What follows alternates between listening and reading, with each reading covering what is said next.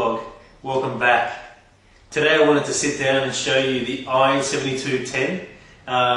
This is the first opportunity I've had to do this. It's the only one in the Southern Hemisphere, and I'm just about to go to a meeting and leave it with somebody. So it's really now or never. So let's look at what's in the box. There's recovery CD, getting started, a user's guide, Australian power cord, and here's the device. Now, the best thing about this little package, I feel, is that included in the price is the docking station. So we'll go through that in a second. So let's take a closer look. So what we've got here is the little i7210. It's quite a nice device in your hands, I feel. Like all of them, it tends to run a little bit warm. I can't say that I've had a hot experience, but it's definitely warm. But I think that's with all devices of this nature. They're just cramming so much into a little space. If we go around the device, let's just zoom in for a sec. Let's start on the right hand corner. What you've got is an inbuilt 1.3 megapixel camera. Then we've got page up and page down, so we can scroll pages.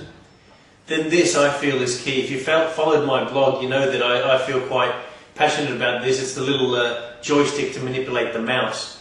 The reason I favour that is that touch screens tend to inevitably, I guess, create issues with how it likes to have the finger placed and where and at what point. So having that is quite, I guess, a nice feature for me. Also, it's a click, so you can double click using that joystick while navigating the mouse.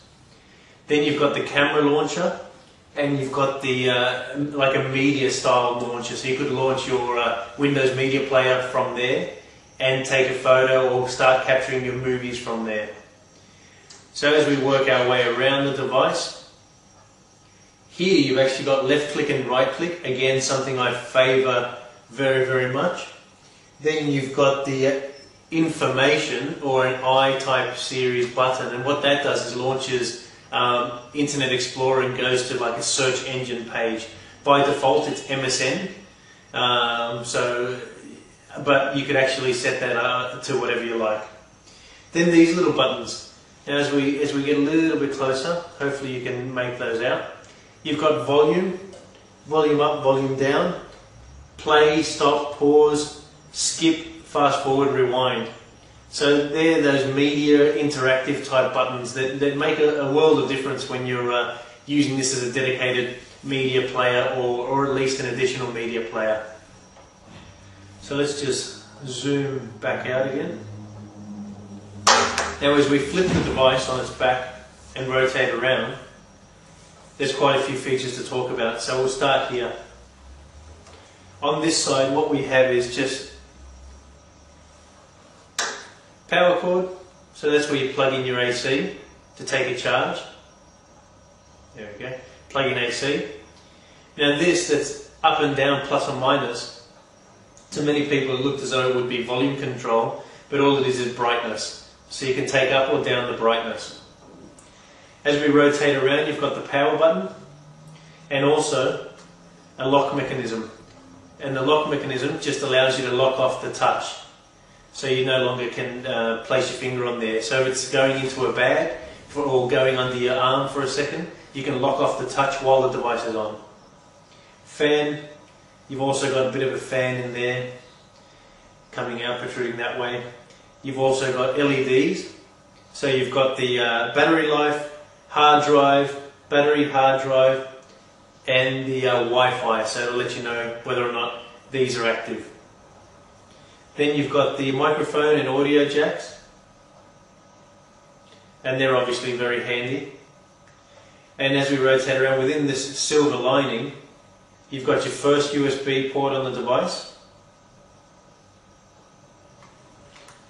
And as we rotate around once more, we're on the left hand side now, a second USB port.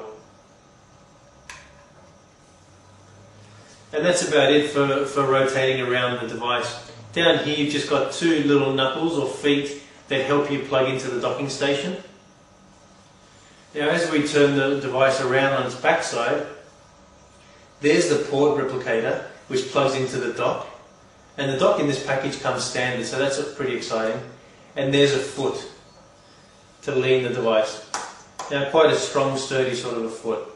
Now let's just zoom out again. So there's the on that foot actually it's quite sturdy. It's quite a thin device. So far so good. Batteries found at the bottom. Again, two little rubber feet, so to prevent it from sliding. So let's just boot that up. And let's look at the dock. The dock I was quite pleased with. I quite like it. I like the look of it. I think it's a little bit sort of rugged or army looking with its sharp edges. So let's just go around the dock. So the dock has the ability, starting from the back, to accept a USB port there, or USB device, Ethernet, VGA, so built-in VGA with the two little screws for the monitor plug. So I think that's always a value. Nowadays some manufacturers are avoiding placing those screws there, and you just end up with bent cables, so I kind of like that. Then we've got S-Video, so you could actually project this out onto a projector or a plasma TV or any such device that you like. Then you've got the AC charging, for charging. As we turn around, you've got two more USB ports. Come to the front, you've got the port replicator and this arm, but you've got a little bit of clearance there where it push it down and it locks in, lift it up, and you can lay it back on its side, so for packing it away. At the front, let's see if I can zoom in a little bit more.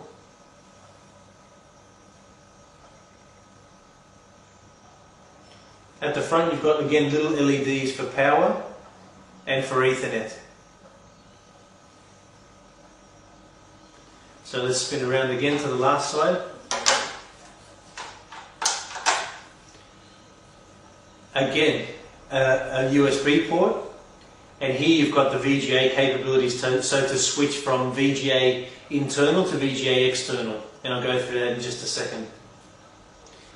So that's the port replicator, or the docking station as you might call it. Now it's a little bit lighter than I thought. I was expecting it to look and feel sort of heavier, but that's not a bad thing for transporting around.